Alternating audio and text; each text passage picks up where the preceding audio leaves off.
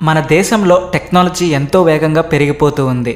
ముఖ్యంగా పర్యావరణానికి ఎలాంటి హాని కలగకుండా ఉండేలా ఎన్నో కొత్త ఆవిష్కరణలు చేస్తూ ఉన్నారు. అలాంటి దానిలోనే ఒకటి హైడ్రోజన్తో నడిచే ట్రైన్లు. ప్రపంచంలోనే అతిపెద్ద రైల్వే నెట్వర్క్ కలిగిన మన భారతీయ రైల్వే రాబోయే కాలంలో హైడ్రోజన్తో రైళ్లను నడిపించేందుకు సిద్ధమవుతుందని మన రైల్వే శాఖ మంత్రి అశ్విన్ వైష్ణవ్ అనౌన్స్ చేశారు. డిసెంబర్ 2025 వరకు మన దేశంలో హైడ్రోజన్తో నడిచే ట్రైన్స్ ప్రారంభం అవబోతున్నాయి. అంటే ఈ ట్రైన్లు నీళ్లతో నడుస్తాయి. ఇది మన ఇండియన్ టెక్నాలజీకి ఒక చక్కటి ఉదాహరణ, మనందరం గర్వించాల్సిన విషయం. సింపుల్గా చెప్పుకోవాలి అంటే వాటర్లో ఉన్న హైడ్రోజన్ను ఉపయోగించుకుంటూ ఈ ట్రైన్లు పట్టాల మీద పరుగులు తీస్తాయి. ఇది మనకు చాలా ఉపయోగకరంగా ఉంటుంది. ఇది మన ఇండియాకి ఎందుకు ఇంపార్టెంట్ అనేది కూడా మనం తెలుసుకోవాలి. ఇప్పటికే మన ఇండియన్ రైల్వేలో ఎన్నో మార్పులు చోటు చేసుకుంటూ ఉన్నాయి. 2030 నాటికల్లా జీరో ఎమిషన్ పాలసీని అమలు చేయాలి అని నిర్ణయించుకుంది. అంటే 2030 తర్వాత మన ఇండియన్ రైళ్ల నుండి కార్బన్ డయాక్సైడ్ కానీ కార్బన్ మొనాక్సైడ్ వంటివి కానీ రిలీజ్ అవ్వవు. అంటే పూర్తిగా పొల్యూషన్ లేకుండా చెయ్యడమే మన గవర్నమెంట్ లక్ష్యంగా పెట్టుకుంది. ఇది నిజంగా మనకు చాలా గొప్ప విషయం. దీంతో పాటుగా ఈ మధ్య ఎలక్ట్రిక్ ట్రైన్లను కూడా డెవలప్ చేస్తూ ఉన్నారు.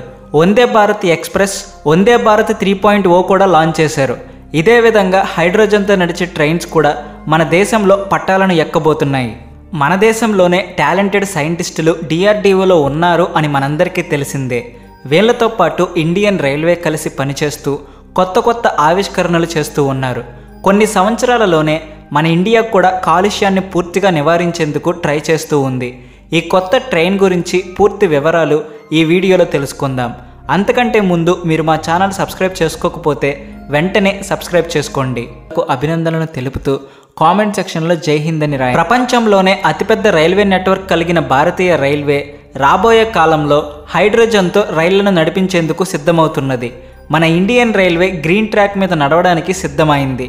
ట్రైన్ల నుండి రిలీజ్ అయ్యే కార్బన్ డయాక్సైడ్ని తగ్గించడానికి మన ఇండియా స్ట్రాంగ్ నిర్ణయం తీసుకుంది. ప్రపంచం మొత్తం గ్రీన్ హౌస్ ఎఫెక్ట్ వల్ల నాశనం అయిపోతుంది. పొల్యూషన్ బాగా పెరగడం వల్ల గ్లోబల్ వార్మింగ్ కూడా పెరిగిపోతుంది. మంచు కొండలు కరిగిపోతున్నాయి.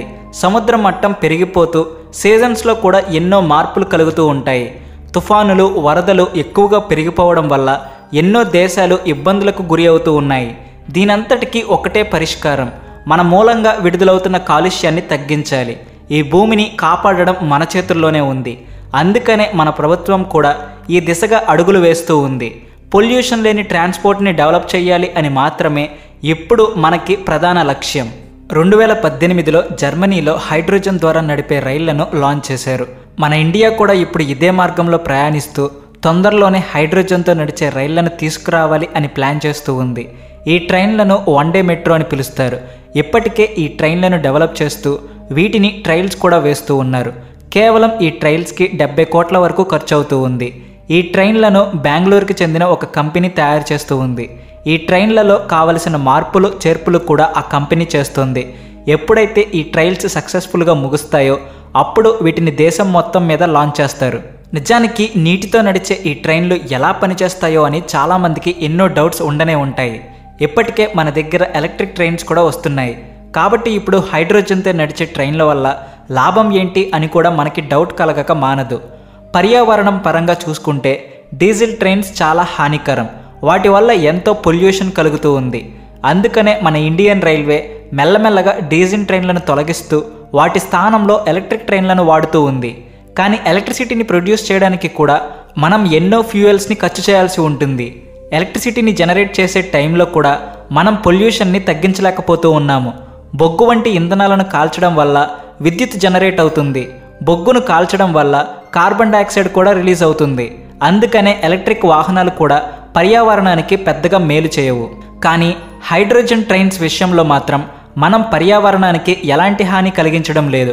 ఎందుకంటే కేవలం నీటిని ఉపయోగించుకుని నీటిలో ఉన్న హైడ్రోజన్ సహాయంతో ఈ ట్రైన్స్ నడుస్తాయి. అందువల్ల ఎలాంటి పొల్యూషన్ రిలీజ్ అవ్వదు.